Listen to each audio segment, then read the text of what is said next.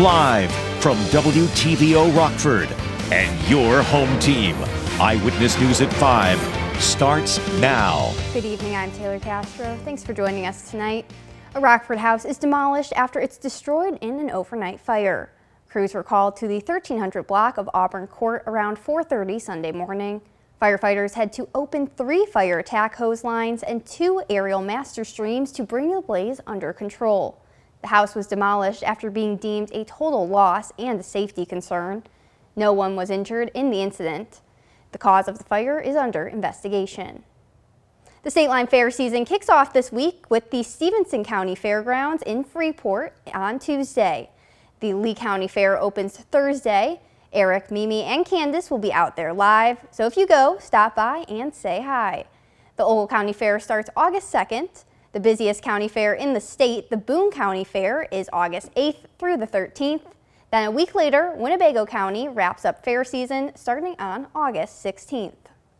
Over 24 food trucks are in Rockford for the second day of the Chow Down Food Truck Fest. Along with the food, there's live music and art.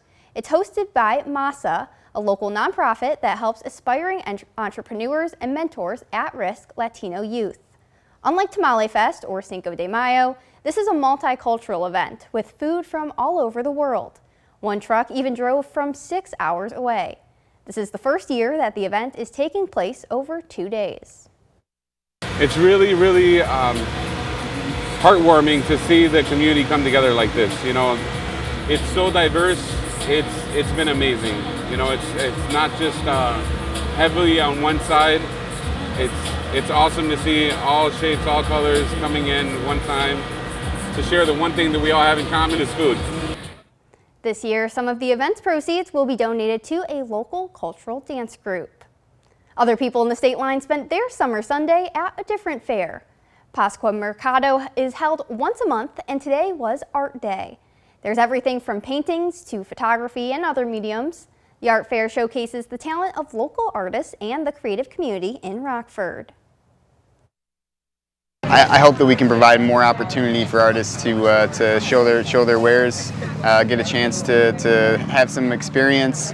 That way they can go to some bigger shows and know how to handle things, what to do. And so it's just a great opportunity to get out and to see our local art scene and see what they're doing. The market is held in honor of the owner's grandmother. Our temperatures made their way up into the 80s once again today. We're going to see some more storm chances once again in the next couple of days, along with much warmer temperatures. I'll let you know just how warm we get and time out our storm chances coming up in just a few minutes.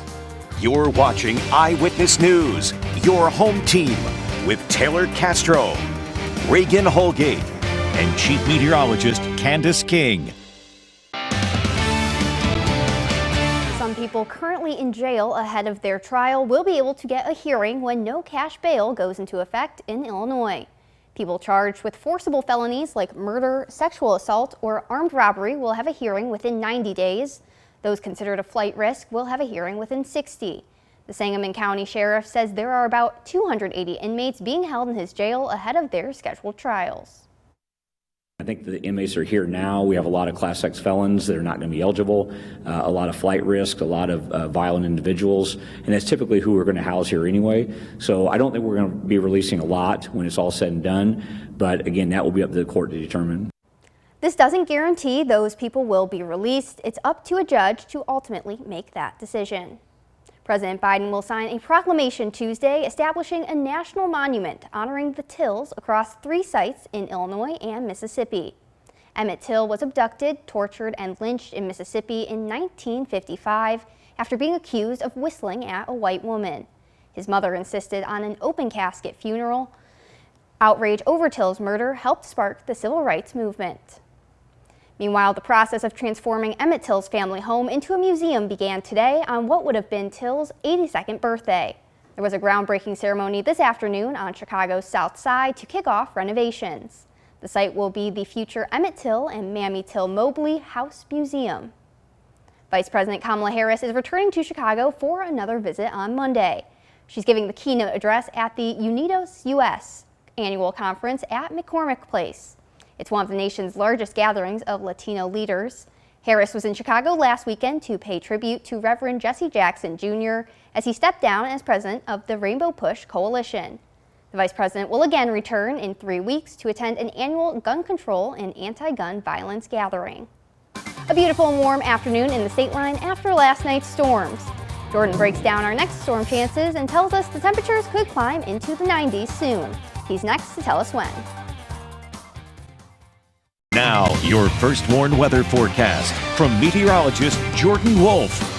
Our temperatures have made their way into the 80s once again here today, but we look not too far off to the west, and we see many temperatures that made their way well into the 90s across the plains.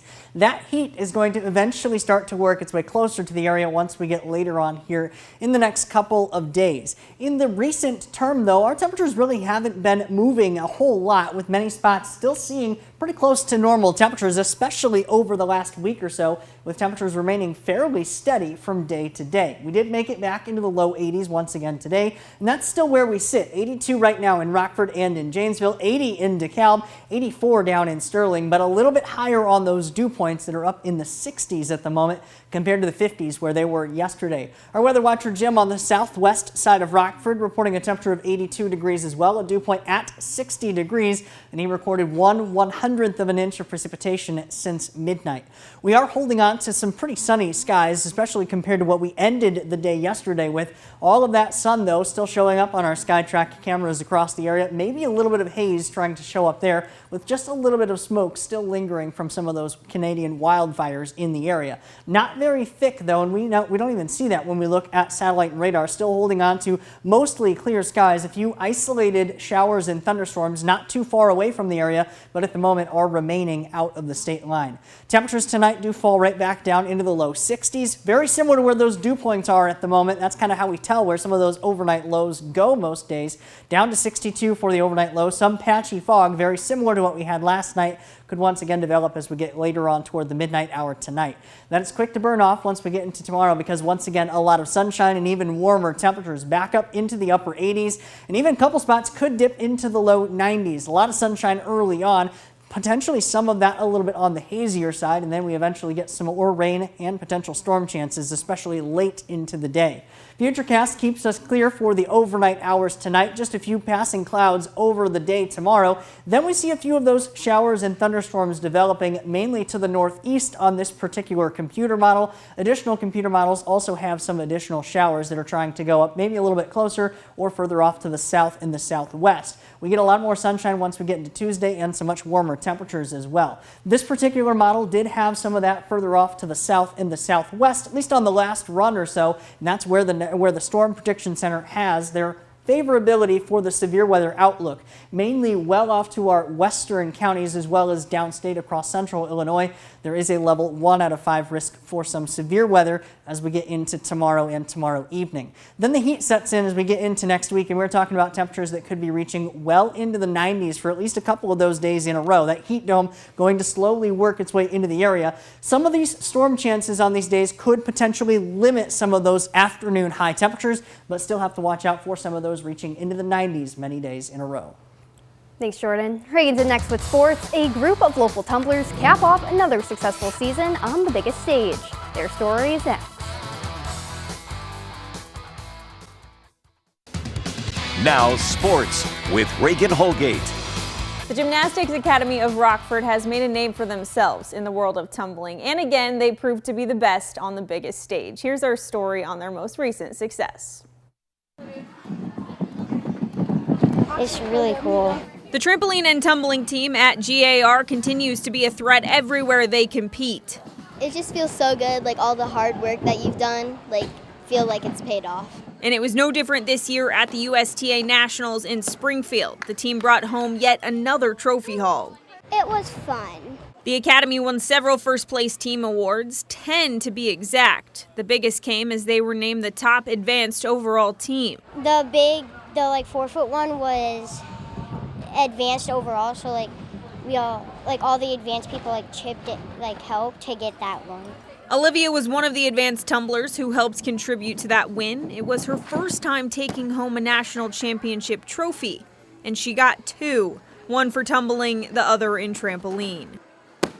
I was really shocked that I got first, so I was like I didn't know. Charlotte Mattis is 10 years old and has been tumbling for 3 years. She's now a 4-time national champion. I got 2 firsts, 1 for tumbling, 1 for double mini, and then I got a 4th place for trampoline, and then I got a 2nd for synchro and trampoline. The awards just continue to roll in for these girls, no matter which stage they compete on. Olivia Reedy is the youngest on the team, and she now has 2 more first-place trophies on her shelf. And she's only 6 years old. I was happy that I got 1st and 2nd and 1st because I tried my best. And their best is certainly good enough. Those 3 girls are just a few of many who finished off another successful season in Springfield. Of course, congratulations to them and the rest of the team who competed this year at Nationals. Let's take a look at the Cubs. They were looking to make it 3 in a row today against the Cardinals to close out this homestand. And it was certainly Sunday fun day at the friendly confines. Who other than the red-hot Cody Bellinger to lead things off here with a 2-run belly bomb.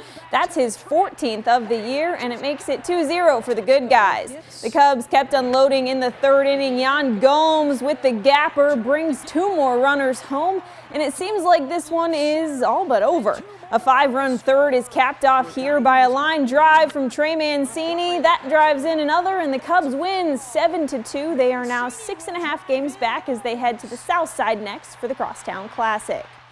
The White Sox were trying to avoid a sweep with the first-place Twins. They needed a little extra time to decide this one, but Minnesota will walk it off in the 12th inning to win 5-4 for a Sox sweep. Chicago Blackhawks forward Philip Kurashev has been awarded a 2-year contract at a cap hit of $2.25 million by an arbitrator.